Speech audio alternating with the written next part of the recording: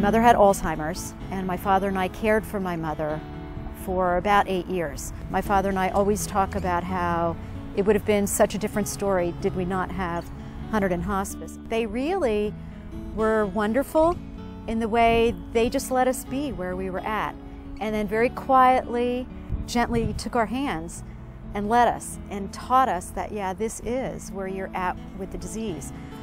They not only taught us about that, but they were there for our entire family.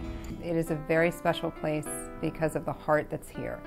Our nurses, our social workers, our chaplain services, our volunteers, and all of the managers that are involved just really, really care about what we're doing. And that shows in every single thing that we do. What we try to do is give them the quality of life. We want to try to make their last time here with us meaningful and purpose. It's really great to work with these people, and it's a pleasure that they allow us to come into their homes. We provide service to anyone that has a terminal illness, and Medicare gives us a guideline of approximately 6 months prognosis. But nobody has that crystal ball, you know, and certainly it's not limited to 6 months. Some people feel that you actually have to be on your deathbed to have hospice services, and really the earlier that we get involved, the more service we can provide, the more support we can offer. Hospice does not equal giving up.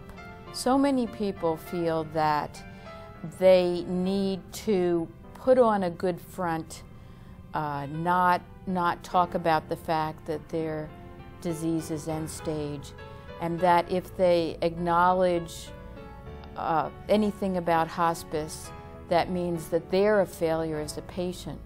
And that's so sad, because that means that that patient doesn't have the time and the help that they could have to be comfortable at the last stage of life. Research now shows that people who choose hospice are not only more comfortable and have less pain at the end of life, but actually they live longer than people who continue with what we call usual medical care. The end of life is always a transition. It's always a challenge in some way or another.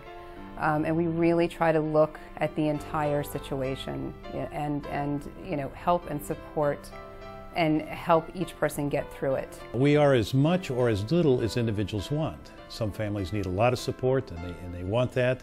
They want to be surrounded by family members and volunteers and supportive care.